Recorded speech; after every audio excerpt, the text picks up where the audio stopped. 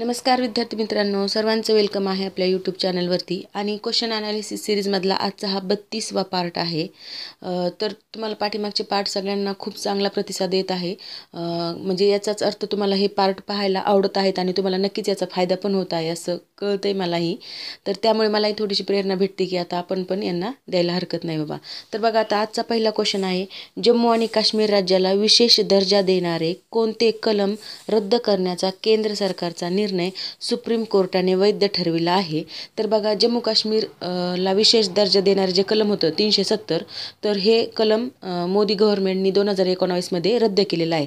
मग त्याच्या अपोज काही लोक सुप्रीम कोर्टात याचिका दाखल केली होती आणि आता त्याच्यावर निर्णय येऊन सुप्रीम कोर्टानेही ते जो निर्णय घेतलेला आहे मोदी गव्हर्नमेंटनी तो योग्यच आहे असा सुप्रीम कोर्टाने निर्णय दिलेला आहे. तर ते कलम होतं 370, म्हणजेच 1 नंबरचं ऑप्शन आपलं बरोबर आहे.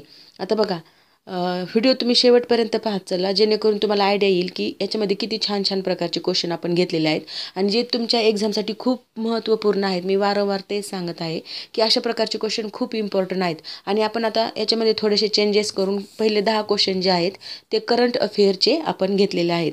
तर बघा, करंट अफेअर पण तुम्हाला भेटून जाते याच्यामध्ये. पुन्हा GSचे क्वेश्चन आणि म्हणजे सगळे वेगवेगळ्या प्रकारचे क्वेश्चन आणि अशाच प्रकारचे क्वेश्चन तुमच्या एक्झामला असणार आहेत, हे तुम्ही लक्षात घ्या. म्हणून तुम्ही तुम्ही काय करत चला की व्हिडिओला फक्त एक लाईक देत चला, म्हणजे मला थोडंसं प्रेरणा भेटते नाही का. म्हणजे मी एवढा वेळ काढून तुमच्यासाठी व्हिडिओ बनवते, म्हणजे खूपच पैसा भेटतोय असा काही उद्देश नाही, किंवा तुम्हाला असं वाटून घेऊ नका की मॅडम व्हिडिओ बनवतात म्हणजे त्यांना खूपच लाखांनी पैसा भेटत असेल, असं काहीच नसतं मित्रांनो. फक्त हे कशासाठी, एक शिकवण्याची आवड आहे म्हणून मी व्हिडिओ बनवत आहे. आता बघा, पुढचा क्वेश्चन काय आहे, मध्य प्रदेश राज्याच्या मुख्यमंत्रीपदी कोणाची निवड करण्यात आली आहे. तर आता मागच्या 2 महिन्यापूर्वी जे इलेक्शन झालं होतं त्याच्यामध्ये 5 राज्यांची इलेक्शन झाले होते. तर त्याच्याच मधलं एक मध्य प्रदेश राज्याचे मुख्यमंत्रीपदी कोणाची निवड करण्यात आली, तर त्याचं करेक्ट आन्सर आहे मोहन यादव यांची तिथले मुख्यमंत्री म्हणून निवड करण्यात आलेली आहे. तर यापूर्वी मुख्यमंत्री कोण होतं मग, तर यापूर्वी शिवराजसिंह चौहान होते. शिवराजसिंह चौहान हे तिथले अगोदरचे मुख्यमंत्री होते. आता BJP गव्हर्नमेंट तिथं आलेलं असल्यामुळे ते मोहन यादव हे तिथले मुख्यमंत्री झालेले आहेत. आता नेक्स्ट क्वेश्चन बघा, 2024 मध्ये 19 वयाच्या वर्षाखालील क्रिकेट विश्वचषक कोणत्या देशात होणार आहे. तर आता हा 24 मध्ये कोणत्या देशात होणार आहे असा क्वेश्चन आहे. जानेवारी-फेब्रुवारीमध्ये 2024 मध्ये हा पार पडलेला आहे आणि दक्षिण आफ्रिकेमध्ये अशा प्रकारे क्रिकेट विश्वचषक पार पडलेला आहे. तर ह्याचा अंतिम सामना जो लढला गेला आहे तो ऑस्ट्रेलियाने भारतासोबत लढला होता.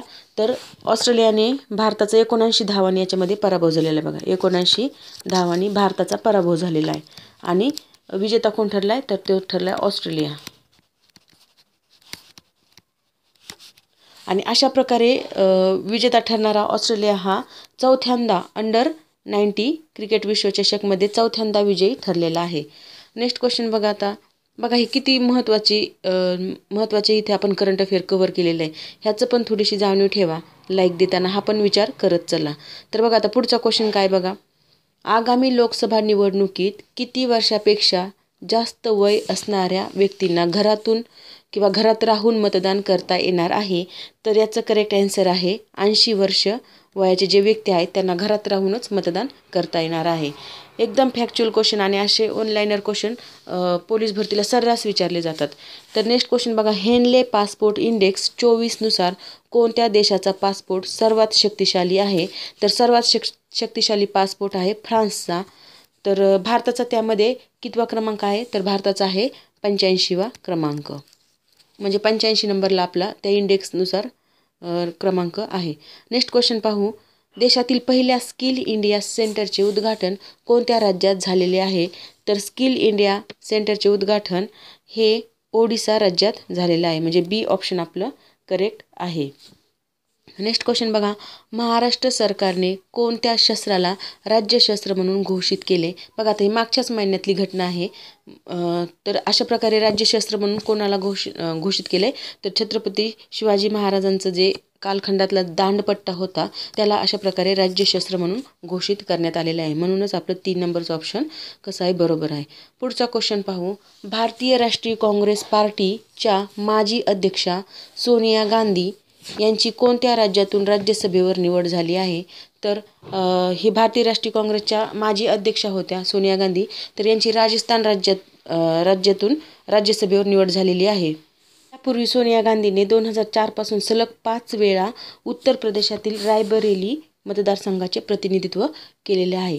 आता नेक्स्ट क्वेश्चन आहे, मिस वर्ल्ड 2024 स्पर्धा कोणत्या देशात होत आहेत?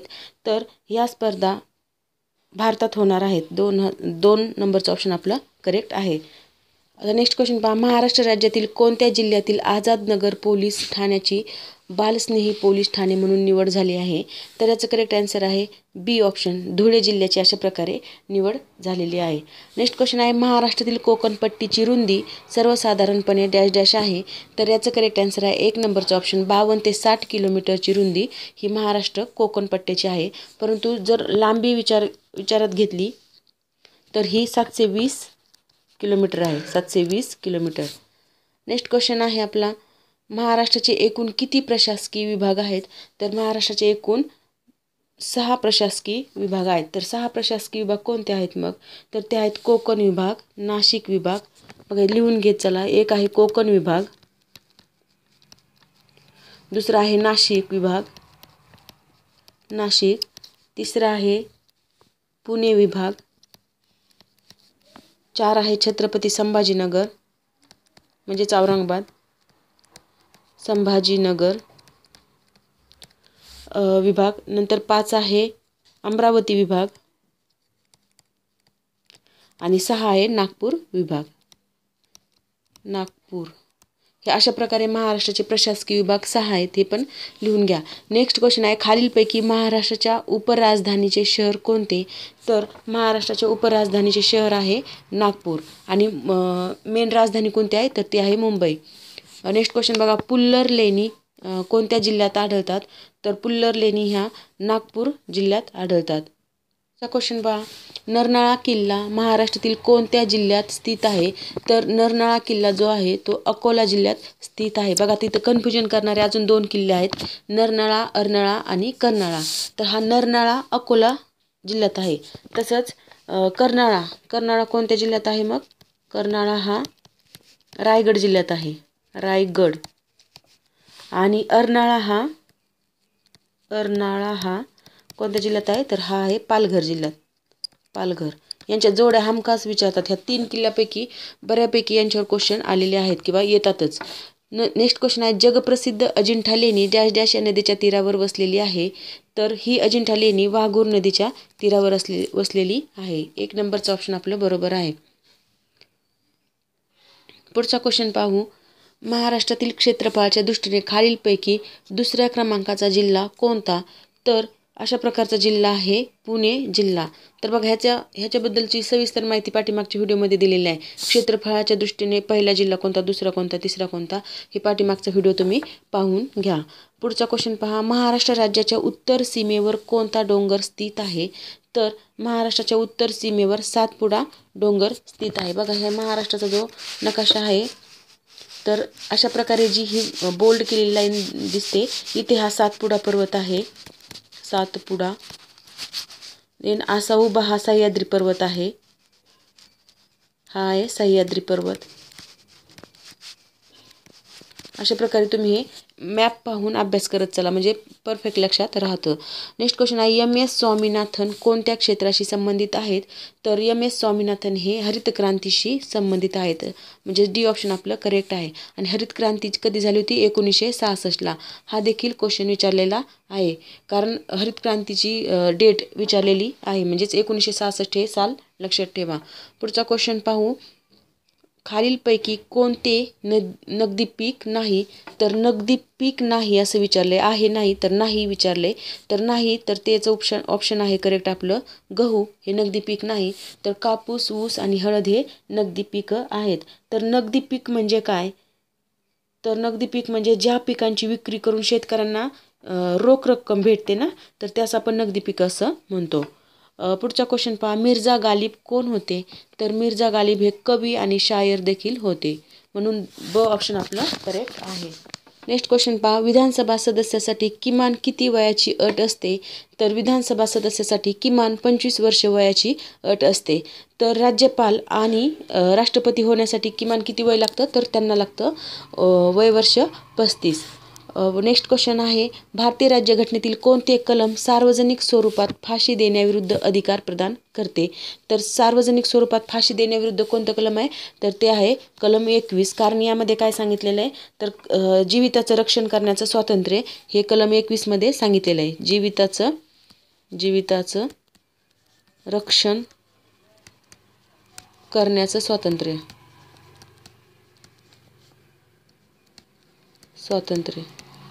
हे कलम 21 मध्ये सांगितलंय. मग कलम 20 कशाशी रिलेटेड आहे? तर हे अपराधी व्यक्तीला दोषी सिद्ध करण्याचं स्वातंत्र्य. अपराधी व्यक्तीला दोषी सिद्ध करण्याचं स्वातंत्र्य. तसंच कलम 19 मध्ये काय सांगितलंय? तर प्रत्येक व्यक्तीला भाषा आणि विचार स्वातंत्र्य आहे. भाषा आणि विचार म्हणजे आपण आपले विचार मुक्तपणे मांडू शकतो. तसंच आपण कोणतीही भाषा बोलू शकतो. याचं स्वातंत्र्य आर्टिकल 19 मध्ये आहे. ह्याच्यामध्ये 6 प्रकारचे स्वातंत्र्य आहेत. म्हणजे भाषण, जसं की भाषा, विचार, तसंच आपण कुठेही स्थायिक होऊ शकतो. हे असे वेगवेगळे स्वातंत्र्य कलम 19 मध्ये आहेत. तसंच कलम 18 मध्ये काय सांगितले? तर त्याच्यामध्ये पदव्या रद्द केलेल्या आहेत. पदव्या रद्द. तर पुढचा क्वेश्चन पाहू, व्हॉट्सॲपचा निर्माता कोण आहे? तर पुढचा क्वेश्चन काय बघा, व्हॉट्सॲपचा निर्माता कोण आहे? तर व्हॉट्सॲपचा निर्माता आहे जॉन कोम्बयान ॲक्टन. हे जॉन पण आहे काही ठिकाणी. तर जॉन कोम्बयान ॲक्टन हे नाव तुम्ही लक्षात ठेवा, कारण खूपदा विचारलेला क्वेश्चन आहे हा. नेक्स्ट आहे, LICची स्थापना डॅश डॅश रोजी झाली. तर LICची स्थापना कधी झालेली आहे मग? तर ती झालेली आहे 1 सप्टेंबर 1956 साली. म्हणजेच ब ऑप्शन आपलं करेक्ट आहे. नेक्स्ट आहे, किती तापमानाला पाण्याचे रूपांतर बाष्पात होते? तर पाण्याचे रूपांतर बाष्पात होण्यासाठी 100 अंश सेल्सिअस तापमान आवश्यक असतं. म्हणजे 100 अंश सेल्सिअस हा वॉटरचा बॉइलिंग पॉईंट आहे. म्हणजेच बी ऑप्शन आपलं करेक्ट आहे. नेक्स्ट क्वेश्चन आहे आपला, TB हे खालीलपैकी कोणत्या रोगाचे संक्षिप्त रूप आहे? तर TB म्हणजे ट्युबरक्युलोसिस. तर ते आहे क्षयरोग. म्हणजेच क ऑप्शन आपलं करेक्ट आहे. पुढचा क्वेश्चन पहा, 1857च्या उठावाचे वर्णन शिपायांची गर्दी असे कोणी केले? तर याचं करेक्ट आन्सर आहे न. र. फाटक. म्हणजेच 1 नंबरचंच ऑप्शन आपलं बरोबर आहे. न. र. फाटक यांनी शिपायांची गर्दी असे वर्णन केलेलं आहे. नेक्स्ट आहे, चले जाव चळवळ कोणत्या घटनेला प्रतिसाद म्हणून सुरू करण्यात आली? तर चले जाव चळवळ ही कोणत्या घटनेला प्रतिसाद म्हणून? तर ती आहे 2 नंबरचं ऑप्शन क्रिप्स प्रपोजल जे होतं, क्रिप्स योजना, त्याच्यासाठी ही योजना. क्रिप्स योजना आल्यानंतर भारतीयांनी चले जाव आंदोलन चालू केलं होतं. पुढचा क्वेश्चन आहे, मॉन्टेग्यू चेम्स्फोर्ड सुधारणाशी संबंधित होत्या. तर मॉन्टेग्यू चेम्स्फोर्ड सुधारणा कशाशी संबंधित होत्या? तर घटनात्मक ज्या सुधारणा करायच्या होत्या त्याच्याशी संबंधित मॉन्टेग्यू चेम्स्फोर्ड सुधारणा म्हणजे हा एक कायदा होता. तो 1919चा होता बघा. 1919चा हा कायदा होता मॉन्टेग्यू चेम्स्फोर्ड. आणि तो कायदा केल्यानंतर कशासाठी होता? तर घटनात्मक सुधारणाशी रिलेटेड होता. तर बघा मित्रांनो, अशा प्रकारे आपण या व्हिडिओमध्ये 10 क्वेश्चन करंटचे घेतलेले आहेत आणि बाकीचे GSचे क्वेश्चन घेतलेले आहेत. तर हा व्हिडिओ कसा वाटला ते नक्की कमेंट बॉक्समध्ये कळवा. आणि मला खूपच पैसा भेटत आहे, मॅडमला काय लाईक द्यायच्यात, मॅडमला कशाला कमेंट द्यायच्यात, असं काही विचार करून ते एक हॉबी आहे म्हणून मी तुम्हाला शिकवत आहे यूट्यूबवर. आणि एक छंद आहे म्हणून मी तो जोपासत आहे. आणि तुम्हाला पण याच्यातून फायदा होतच आहे ना, की असं नाही की फक्त माझं चालू आहे.